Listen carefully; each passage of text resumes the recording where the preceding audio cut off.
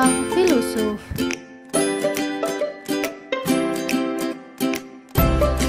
Menyediakan wacana bukan sekedar basa-basi. Teman-teman yang sangat kami kagumi, sekarang marilah kita lebih jauh lagi mengenal bagaimana dan seperti apa prodi kita dalam dua sudut pandang, yakni secara umum dan agama. Secara umum, psikoterapi berasal dari dua suku kata, yaitu psike yang artinya jiwa, pikiran, atau mental, dan terapi yang mengandung arti pengobatan, perawatan, dan penyembuhan. Nah, sekarang kita sudah mengetahui arti dari dua suku kata psikoterapi, maka kita bisa memahami bahwa psikoterapi adalah pengobatan atau penyembuhan jiwa, mental, dan pikiran seseorang. Menurut Yahya, secara harfiah psikoterapi adalah penyembuhan atau pengobatan menurut metode ilmu jiwa. Maksudnya adalah cara penyembuhan yang digunakan adalah berdasarkan metode psikologis. Iya, benar sekali. Prodi kita begitu dekat dengan ilmu-ilmu psikologi.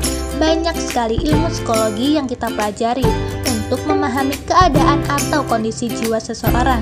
Meskipun tidak sepenuhnya kita mendalami ilmu psikologi, namun prodi kita memberikan bekal yang cukup untuk memahami keilmuan psikologi secara umum. Nah, sekarang kita akan mengenal psikoterapi dalam sudut pandang agama. Jika teman-teman bertanya, mengapa memakai sudut pandang agama Islam, kenapa bukan agama lain? Jawabannya karena prodi kita adalah tasawuf dan psikoterapi. Ajaran tasawuf itu merupakan ajaran Islam yang bersumber dari Al-Quran dan hadis.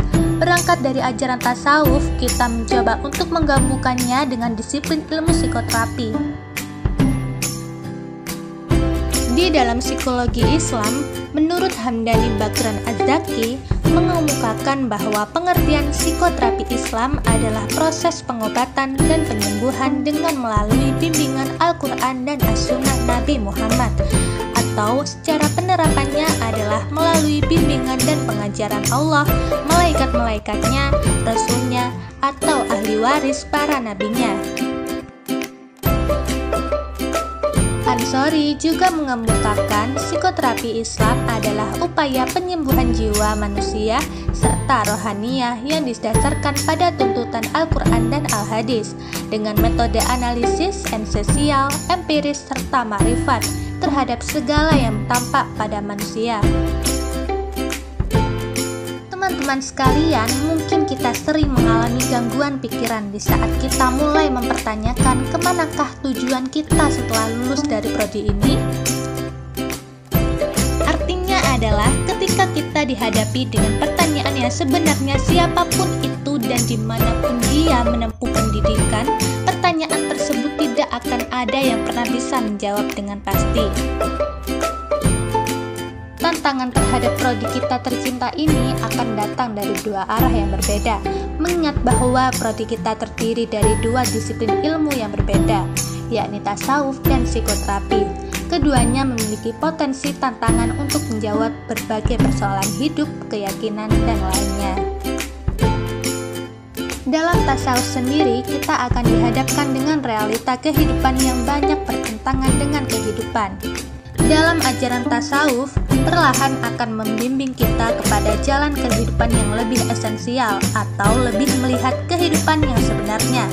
Selain tantangan yang sifatnya esoteris atau yang datangnya dari dalam yang kita pelajari sendiri, kita juga akan dihadapi dengan tantangan dari luar ajaran kita, bahwa ajaran yang banyak dianut di era keemasan ini justru diindikasi sebagai melemahnya Islam sendiri.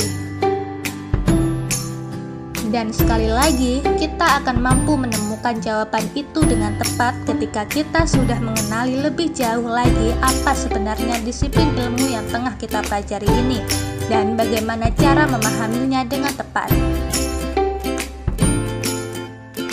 Sedangkan dalam bidang psikoterapi, kita akan melihat dengan jelas bagaimana penyimpangan-penyimpangan yang banyak terjadi di sekitar kita. Bahkan mungkin kita adalah salah satu pelaku dari sekian penyimpangan yang banyak terjadi. Nah, dari sini kita akan memahami bagaimana tantangan yang sebenarnya telah banyak kita hadapi, namun kita terkadang tidak menyadari hal itu.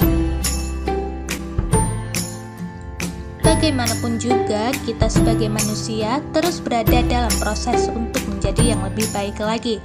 Kami harap teman-teman sekalian dapat menemukan jawaban-jawaban untuk membantu kalian dalam menghadapi tantangan yang begitu relatif pada setiap individunya.